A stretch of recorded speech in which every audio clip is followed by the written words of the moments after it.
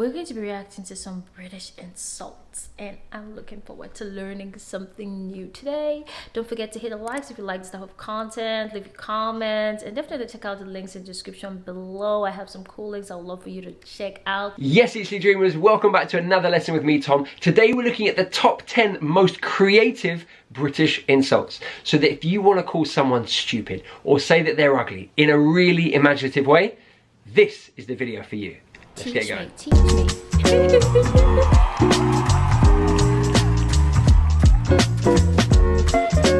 Number 10, no oil painting. No oil painting. This is a great way to say that someone is ugly. Oh okay? My goodness. Because oil paintings, they're quite beautiful, right? But if you're saying someone is not an oil painting, then they're not beautiful. So they must be ugly.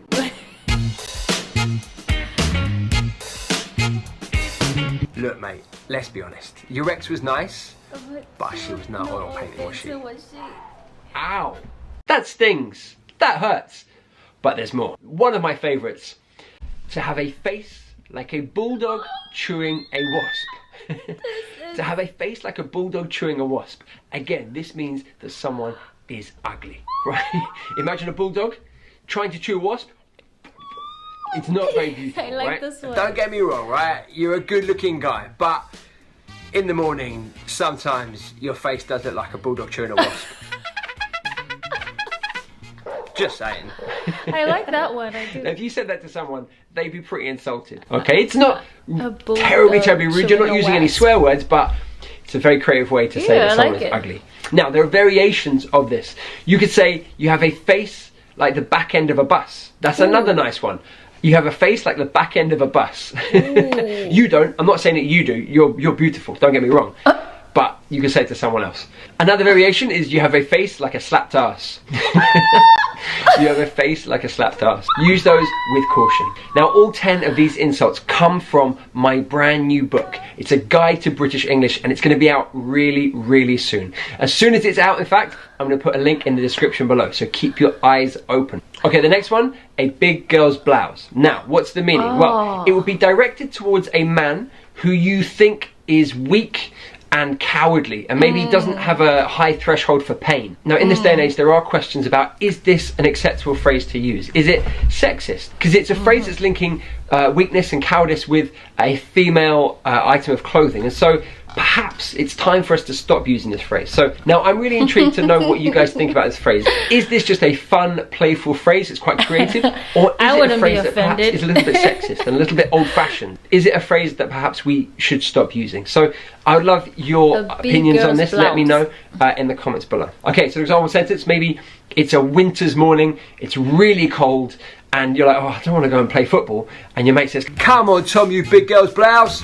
Let's play some football. I guess a synonym would be wimp. A wimp. So perhaps just use the word wimp if you don't feel comfortable using this word. 2 sandwiches short of a picnic. That means that someone is a little bit crazy. They're not all together with it in their mind. Now, I love this phrase in the sense that it's very... 1 minute.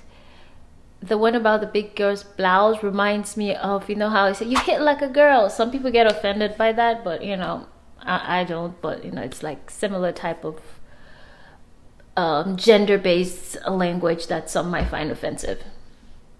Cultural, right? Because sandwiches, it's the food that we eat. We love sandwiches and we go for picnics. That's a very British thing. So if you're 2 sandwiches short of a picnic, it's not all there, right? It's incomplete, and maybe the person is a little bit crazy. Now, I'd love to know in your language, what would that be? It might not be 2 sandwiches short of a picnic. It might be 2 other things, maybe food items that are more common in your culture. So let me know in the comments below. Instead of 2 sandwiches short of a picnic, what would you say? Wait, come here.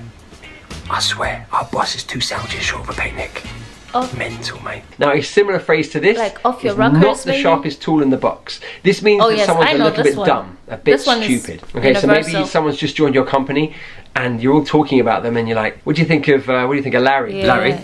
He's not the, He's not the sharpest tool in the box, is he? Yeah, kind of mean. But also kind of funny and creative. So yeah, I know that one. Yeah, we'll go with that one. We have 2 for 1. Okay, now we're talking here about England specifically.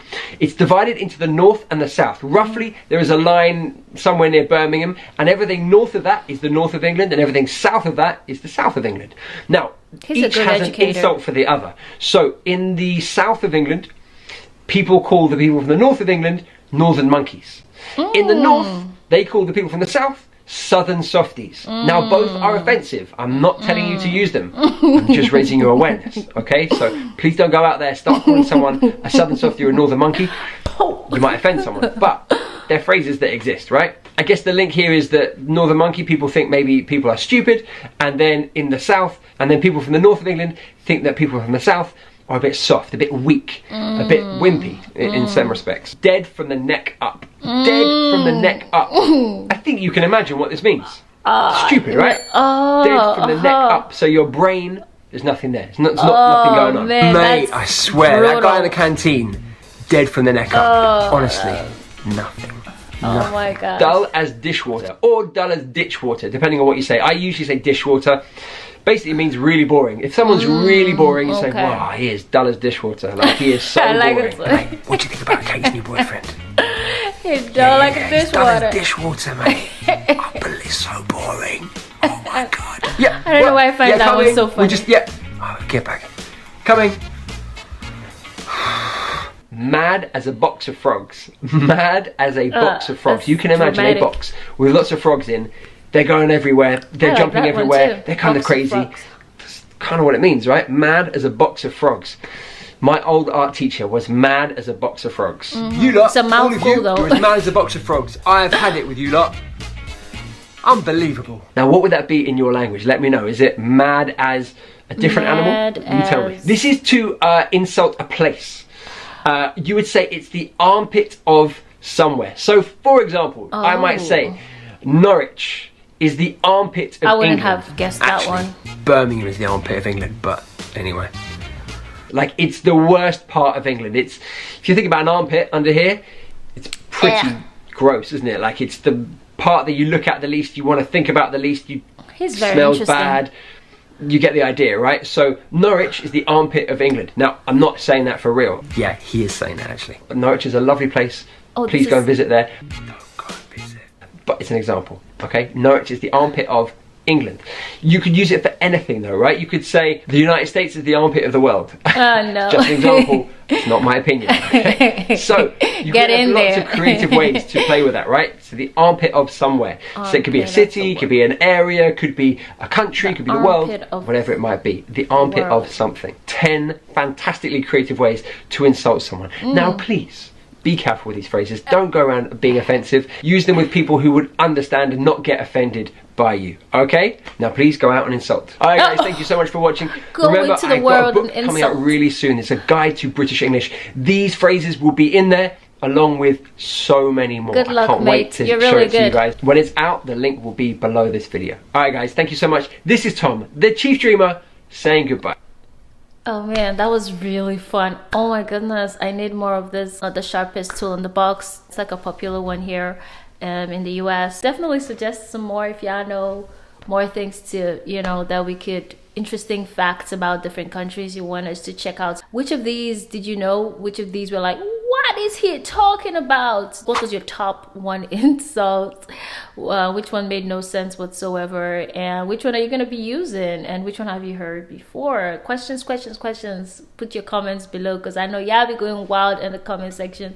Definitely looking forward to see how y'all respond to this video. Thank you so much, my Patreon community, for supporting me on Patreon.